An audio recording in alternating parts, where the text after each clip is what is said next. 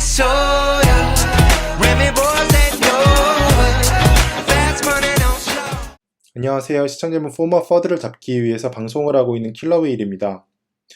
오늘은 제로엑스 프로토콜 관련된 코인 리뷰를 진행을 해볼까 합니다. 한국에서는 그렇게 유명하지 않지만 꽤 주목을 많이 받고 있고, 그리고 제가 다양한 개발자분들과 얘기를 해보는데 모두 다 제로엑스 프로토콜에 대해서 되게 긍정적으로 얘기를 해주셔서 이거 찾아보다가 여러분들이 꼭 아셨으면 하는 프로젝트여서 소개해드리고자 합니다.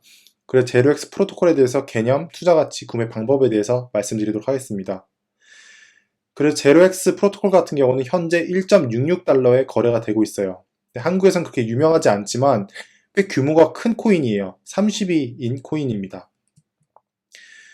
그래서 제로엑스 프로토콜이 궁극적으로 하고자 하는 것은 무엇이냐면은 분산형 거래소를 위한 프로토콜이에요. 여러분들이 이걸 꼭 아셔야 되는 게 뭐냐면, 헷갈리시면 안 되는 게 분산형 거래소를 만드는 회사가 아닙니다. 그게 아니라 이더리움에 기반해서 분산형 거래소들이 지금 많이 나오고 있는데 그 거래소들에 도움을 주는 프로토콜이라고 생각을 하시면 돼요.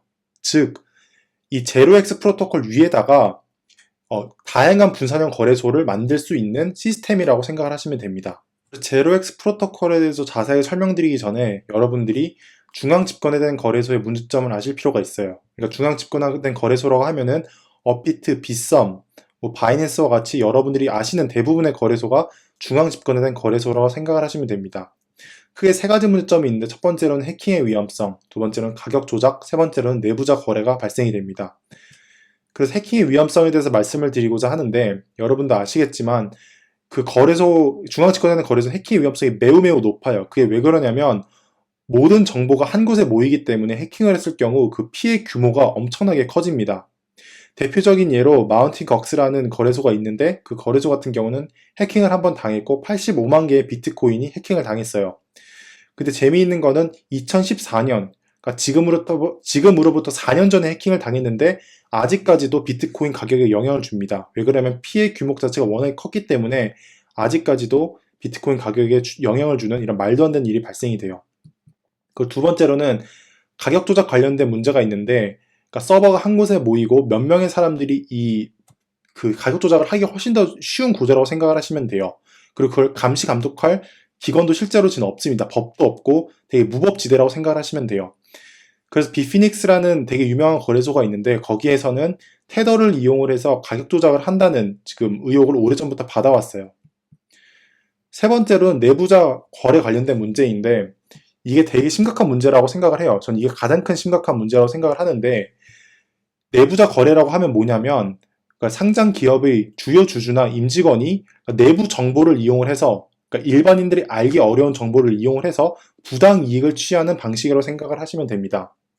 그래서 코인계에서는 이게 어떻게 작동이 되냐면, 코인베이스나 아니면 유명한 거래소에서 거래를 시작하거나 상장을 할 때 그 코인이 일시적으로 가격이 엄청나게 뛰는 상황이 발생이 돼요. 대부분 20%, 30%는 뛰는데, 그런 상황을 이용을 해서 부당 이익을 취하는 사람들이 생각보다 많습니다.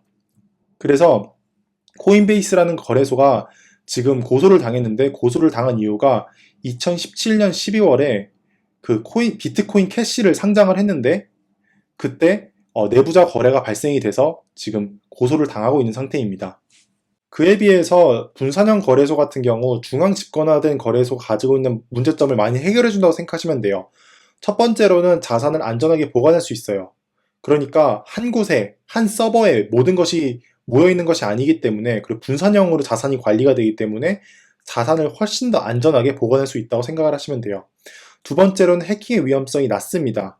그러니까 완성도 높은 분산형 거래소 같은 경우 해킹이 훨씬 더 어려워진다고 생각을 하시면 돼요.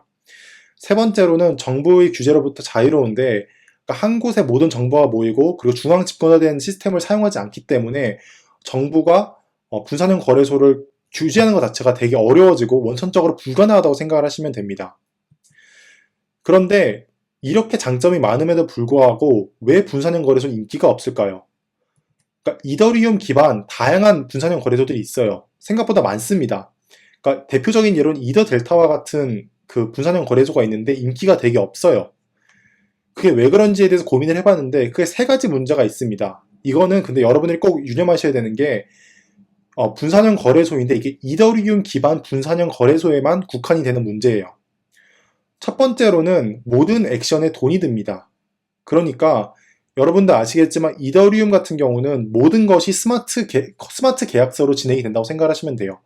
그렇기 때문에 모든 액션을 취하게 되면 돈이 든다고 생각을 하시면 돼요. 예를 들어서 매수나 매도를 할 땐 당연히 수수료가 드는 게 말이 되는데 뭐 취소를 한다든지 입금을 한다든지 출금을 할 때도 모든 액션에 돈이 든다고 생각하시면 됩니다. 왜냐하면 스마트 계약서가 발동이 되기 때문에 수수료가 발생이 될 수밖에 없어요. 두 번째로는 속도가 엄청나게 느립니다. 여러분도 아시겠지만 이더리움 지금 메인넷 같은 경우 너무나도 과부하가 됐고 그리고 블록 생성 속도 너무 느리기 때문에 속도가 느릴 수밖에 없어요. 세 번째로는 이게 가장 큰 문제인데 거래량이 매우 적습니다. 그러니까 빗썸이나 업비트에서 1000개의 이더리움을 팔려고 하면 생각보다 쉽게 팔 수 있어요. 근데 분산형 거래소는 인기가 없기 때문에 거래량이 너무나도 적습니다. 그래서 많은 양의 뭐 이더리움이든지 다른 코인을 팔려고 하면은 엄청나게 시간도 오래 걸리고 진짜 어렵습니다. 그렇기 때문에 이 거래량 해결하는 게 가장 큰 시급한 문제라고 생각을 하시면 될 것 같아요. 그리고 제로엑스 프로토콜 같은 경우는 이 이더리움 기반 분산형 거래소가 가지고 있는 문제점을 한꺼번에 해결했다고 생각을 하시면 돼요. 그래서 제로엑스 프로토콜이 사용한 기술이 뭐냐면 오프체인이라는 기술인데, 그러니까 한마디로 지금 이더리움 메인넷 자체가 워낙에 느리고 과부하가 많이 걸려 있기 때문에 이 메인넷 자체를 사용하는 것을 최소로 줄이는 방식이라고 생각을 하시면 돼요. 그래서 메인넷에 꼭 소통해야 되는 부분만 소통을 하고 다른 부분은 오프체인에서, 그러니까 메인넷을 사용하지 않는 방식으로 계산이 되고 연산이 된다고 생각을 하시면 됩니다. 그렇기 때문에 과부하도 많이 풀렸고 그리고 거래 속도도 훨씬 더 빨라졌다고 생각을 하시면 돼요. 그리고 첫 번째로는 오프체인 방식을 이용을 해서 수수료를 엄청나게 절감을 했습니다.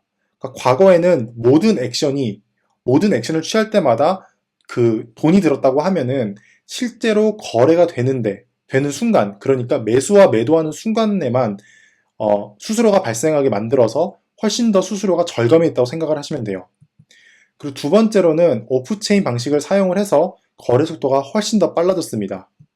그리고 세 번째로는 이게 가장 중요한 건데, 아까 말씀드렸다시피 그 거래량 관련된 문제가 심각했는데, 그러니까 과거에는 A라는 분산형 거래소가 있고 B라는 분산형 거래소가 있고 C라는 분산형 거래소가 있었으면은 서로 소통할 방법이 없었어요. 근데 제로엑스 프로토콜을 같이 사용하게 되면 서로 소통하고 공동의 풀을 만들어서 거래량과 유동성을 향상시킨다고 생각을 하시면 됩니다. 그렇기 때문에 이 큰 세 가지 문제점을 한꺼번에 잡은 프로토콜이라고 생각을 하시면 돼요. 투자가치 긍정적인 부분에 대해서 말씀을 드리자면 첫 번째로 분산형 거래소에 대한 사회적 요구가 가면 갈수록 늘어날 것입니다. 그러니까 중앙 집권화된 거래소가 문제점이 워낙에 많기 때문에 시간이 지나면 지날수록 분산형 거래소에 대한 사회적 요구는 자연스럽게 늘어날 수밖에 없어요. 두 번째로는 이 ERC20 토큰 수가 더 증가할 겁니다. 그게 무슨 말이냐면 현재 ERC20 토큰을 모르시는 분들이 계실까봐 간략하게 말씀을 드리자면 이더리움을 이용을 해서 만든 토큰들이라고 생각을 하시면 돼요. 그런데 이 수가 기하급수적으로 늘어나고 있습니다. 현재만 하더라도 83,370개가 있어요. 근데 이 수가 가면 갈수록 늘어날 건데 이 ERC20 토큰을 거래할 곳이 많이 없습니다. 왜냐하면은 그 중앙 집권화된 거래소에서는 ERC20 토큰을 거래하기가 좀 어렵거든요. 여러 가지 법적 문제가 있기 때문에 거래하기가 어렵습니다. 그렇기 때문에 분산형 거래소에 대한 사회적 요구도 늘어날 거고 그 완성도가 높은 분산형 거래소에 대한 사회적 요구가 더 늘어날 거라고 생각을 해요. 세 번째로는 엄청난 파트너십이 있습니다. 그러니까 아까 말씀드렸다시피 이 제로엑스 프로토콜이란 분산형 거래소를 만드는 게 아니라 분산형 거래소를 만들 수 있는 그 기반을 만들어준 프로토콜이라고 말씀을 드렸는데 지금 다양한 프로젝트들이 이 제로엑스 프로토콜을 이용을 해서 실제로 개발이 진행이 되고 있어요. 그래서 여기 사이트에 들어가 보시게 되면 지금 Projects Building on ZeroX라고 써 있는데 보시게 되면 제로엑스 프로토콜에 기반해서 만들어지는 프로젝트들입니다. 그래서 뭐 어거 같은 경우는 보시면 41번째로 큰 코인이고 그리고 메이커 같은 경우도 44번째로 큰 코인입니다. 그래서 생각보다 규모가 큰 코인들이 지금 제로엑스 프로토콜을 사용을 해서 지금 개발을 하고 있어요. 그뿐만이 아니라 다양한 분산형 거래소가 지금 여기에서 개발이 되고 있습니다. 투자가치 부정적인 부분에 대해서 말씀을 드리자면 첫 번째로 일반인이 좀 어려운 개념이라고 생각이 들었습니다. 그러니까 투자를 하기 전까지 좀 많은 공부가 필요하고 진입장벽이 매우 높다고 생각이 들었어요. 그러니까 제 개인적인 생각으로는 제로 X에 대한 사회적 요구가 가면 갈수록 높아질 거라고 생각이 드는데 이 사회적 요구를 이해하기 위해서는 중앙 집권화된 거래소의 문제점이 무엇이며 그리고 분산형 거래소의 문제점이 무엇이며 그리고 제로 X가 정확히 어떻게 작동이 되는지에 대해서 이해를 해야 되기 때문에 진입장벽이 되게 높다고 생각이 들었습니다. 두 번째로는 이더리움에 국한된다는 게 문제점이라 생각이 들었어요. 그러니까 이건 좀 문제점이라기보다는 한계라고 생각이 들어요. 그러니까 아까 말씀드렸듯이 제로엑스 같은 경우는 적용이 될 수 있는 분야가 되게 국한적인데 이더리움 기반 분산형 거래소에만 사용이 가능하다고 생각을 하시면 됩니다. 그렇기 때문에 좀 국한적인 사용 범위가 좀 국한적이라고 생각이 들었어요. 그래서 혹시 여기에 투자하고 싶으신 분들은 바이낸스나 업비트에서 구매가 가능합니다. 그래서 방송 봐주셔서 감사하고 후원 부탁드립니다. 그럼 방송 마치도록 할게요. And I got this soda, Remy boy.